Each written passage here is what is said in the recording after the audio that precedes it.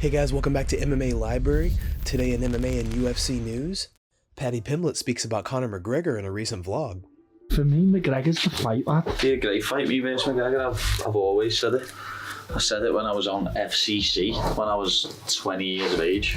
I respect McGregor, lad. No one else has done for this sport what he's done for this sport, lad. And he doesn't get the respect he deserves. Me versus McGregor would be the biggest pay-per-view the sport's ever seen. Like if I fought Jake Paul, lad, he'd have to come down to like 180.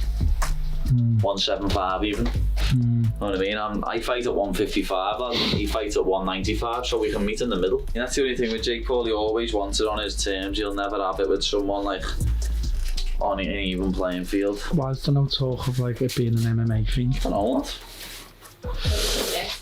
Like it's pulling you into something that you've never done. Do you know what I mean? Yeah, I've never boxed, like, I know what you mean. The Schmo was joined by Magomed Ankalaev in a recent interview, and the pair discussed Ankalaev's recent fight camp and his training with Sean Strickland. Here's the clip. Sean Strickland. How would you describe Sean Strickland? Что ты можешь сказать о человеке, которого зовут Шон Стрикленд? Стрикленд очень веселый парень, всегда хочет спарринги, только идет вперед.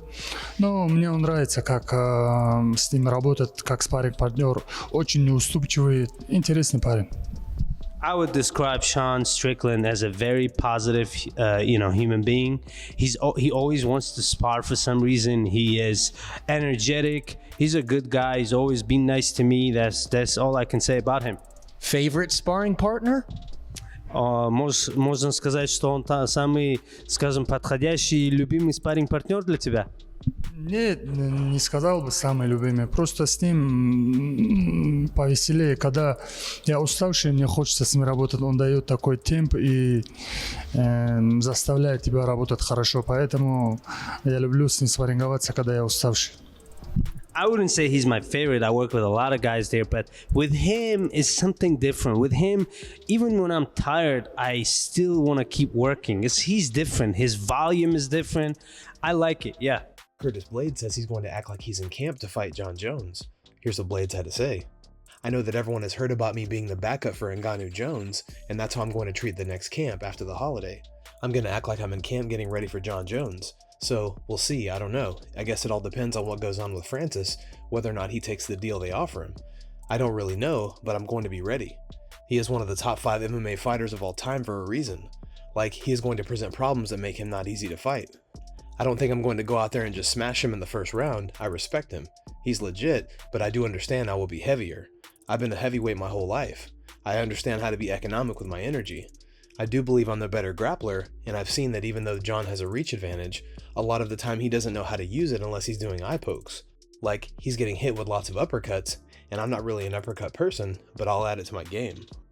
Michael Bisping had a little criticism for Kevin Holland and stated that Holland did not have a high fight IQ. We see all the time people say the first one to shoot is a coward. Then guess what? People shoot because you know what? It's allowed in the rules. It's a mixed martial arts contest. This was one of the first times, and maybe the only time, I've actually seen somebody truly live up to that. Kevin Holland had a top position, clearly a couple of times, and he was like, no, we're going to strike. That's what we came here to do. I believe he will regret that decision going forward because that was his ego getting the better of him. This is not a popularity contest in terms of, oh, everyone thinks I'm a real guy. No, you come here to win a fight. This is high stakes. Do you want to be a champion? Do you want to earn a lot of money? Do you want to be known as one of the best fighters in the world? Or a guy who puts on a show and possibly gives away a victory? That was not high fight IQ. Jan Blachowicz had this to say about UFC 282 and Glover Teixeira. What do you think should be next for Glover? Do you think he should be the one fighting for the title next? Or what do you think should be next for that guy? You know, I don't think about Glover. I'm thinking about Ankalaev, about December 10, and only about my fight. You know, I don't think what's gonna be next for him. It's not my problem right now. I was thinking about, stuff like this after the fight. Now I'm focused only about December 10 and my fight. Ankalaev, 9-fight win streak. We know the Sambo background, the Dagestan. We know he's going to want to wrestle with you, and he's going to want to grapple with you. But you got the legendary Polish power, the equalizer. But he's the favorite heading into the fight. Should he be favored in this matchup? Is that disrespectful to you, Mr. Blachowicz? I don't feel like this. I'm always, underdog, so I don't care. I'm just go there, do my job, win the fight, and celebrate, and take the belt to Poland again. this is what I want to do, and I will do. I don't care that I'm, you know, underdog or not. Stephen Thompson reveals what Kevin Holland was saying to him during their fight this past Saturday. Here's the clip. Is he telling you to slow down in there at some points? He was telling me to slow down, and I was telling him I'm sorry the entire time. He was like, "Oh, you got me." He goes like, "I'm sorry, man. You got me good. Oh, I'm sorry." Yeah, it was fun. He's hilarious. What other stuff was being said in there, and any ones that stand out to you? Whenever we headbutted each other, he was like, "Oh man, I'm sorry." I was like, "Oh no, it's okay. Keep fighting, keep fighting." We had some fun conversations in there. At the very end, he started to shoot. I was like, "Hey, I thought you weren't gonna shoot, man." He's like, "I gotta do what I gotta do." But after he told me, he was like, "Hey man, slow down." I was like, "Oh, this dude's getting tired." He told me to slow down. I was like, "Nah." I said yeah, but I was like, "Nah," in my head. Davison Figueiredo blasts Brandon Moreno and his coach James Krause in a recent social media post. What a cute couple.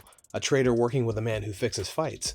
Ain't no fixing this fight, so tell your ex-coach to bet the house because I'm knocking you out. They cannot be fighting out of Glory MMA, and so that's a huge blow for those fighters as far as, you know, their comfort level and everything that, you know, is the norm for them. It's all being just blown apart.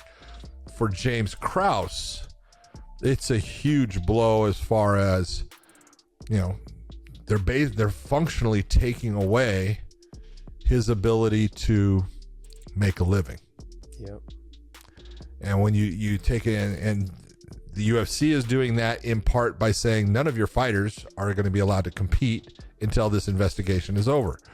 Now the Nevada State Athletic Commission is imparting a suspension upon James Krause, and this is where it goes beyond this, is most athletic commissions, when they look at either a fighter or a trainer and another commission has that trainer under suspension, every other commission will follow that suspension, meaning that James Krause, even in a small show in his home state of Missouri, might not be able to be in the corner of any of his fighters.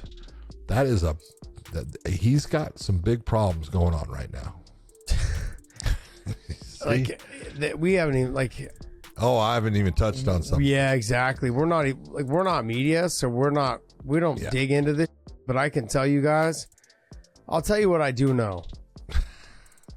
And not what I do know. I can't tell you everything I know because we're not media. We don't do that.